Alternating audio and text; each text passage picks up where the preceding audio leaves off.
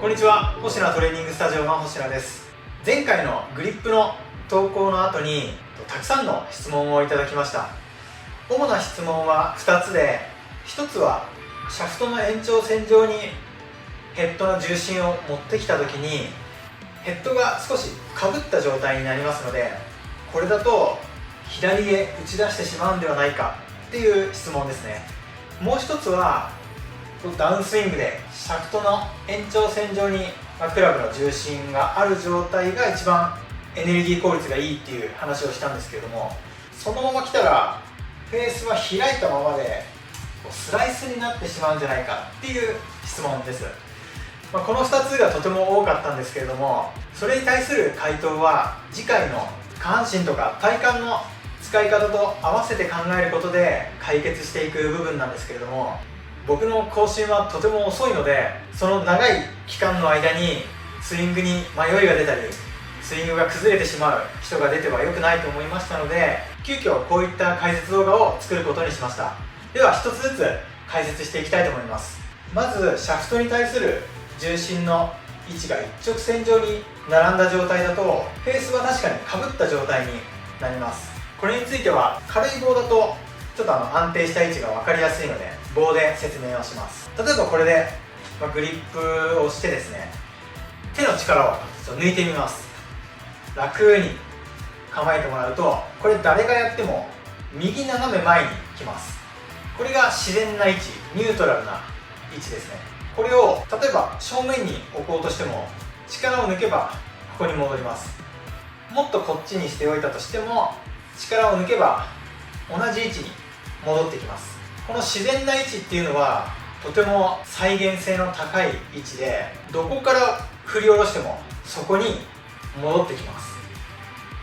こっちから来てもここに戻る。ですのでそういった再現性の高い位置で、インパクトをしたいわけです。胸部から上はこの楽なニュートラルな状態のままボディターンをすることによって正面でインパクトすることになります。ちょっとこれをまたゴルフクラブで考えてみると、僕がおすすめするニュートラルグリップで構えたと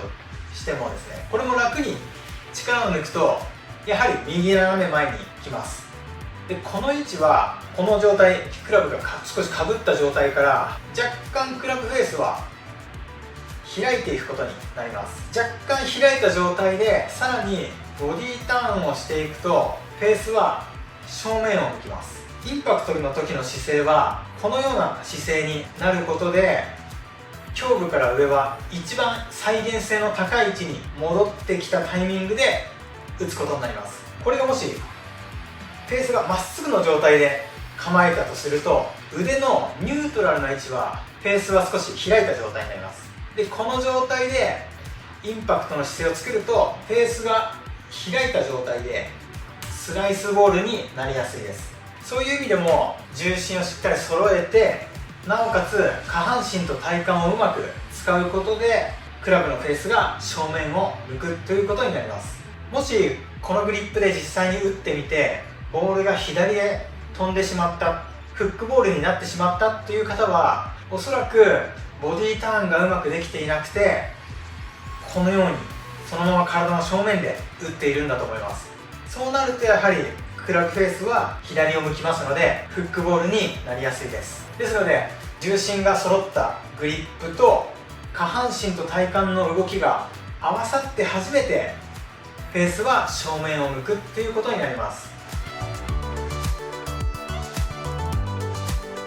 アドレスの姿勢の作り方は主に3つあります。1つはもうこのままフェースかぶっているのを気にせず構えるっていう方法。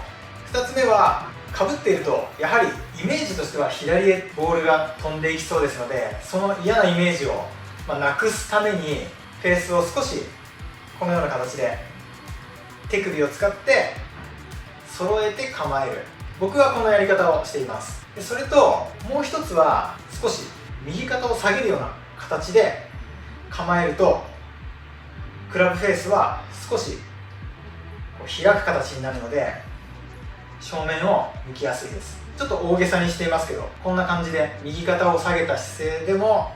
フェースを揃えることができます。このやり方はご自身が一番やりやすい方法をとっていただければいいと思います。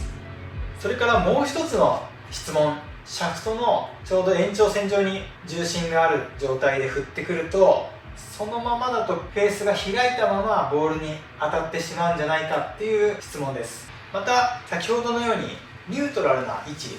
腕の自然な位置で考えていきたいんですけれども、両肘を伸ばした状態だとクラブはやや右へ来るのが自然な位置です。これは右腕が上になってるから自然にそうなります。ここからテイクバックの時は右肘を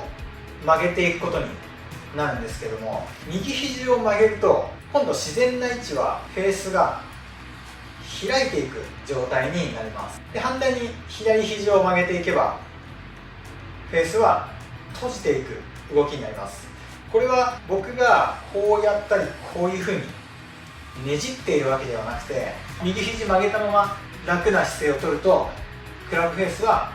開いた状態が自然な位置になります。ここからスイングでは右肘を伸ばしてくる動きになりますので、開いた状態から閉じてくるっていうのがもう自然なクラブの動きなんですね。むしろこのまま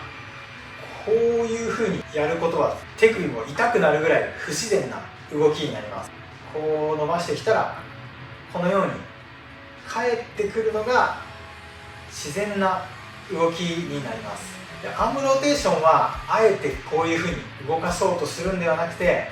もう単純に右肘を曲げて右肘を伸ばしていくっていう動きの中で作っていくといいです。そしてニュートラルグリップの位置で右肘を曲げて、そこから力を入れる方向にクラブを持ってくると、もう自然にシャフトの真後ろに重心が来てですね、ここから右肘を伸ばしていけばフェースは自然に正面に戻ってきます。ですので、これがこのままこういくっていうのはむしろ不自然な動きになりますので、右肘を伸ばして胸部から上が楽な姿勢に戻ってくるようにクラブを扱っていただければフェースは自然に返ってきます。そして次回は具体的な下半身の使い方、重心移動と体幹をどのように使っていけば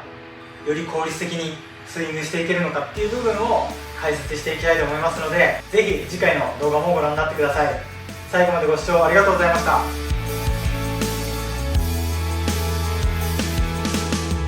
Violet as a color grid.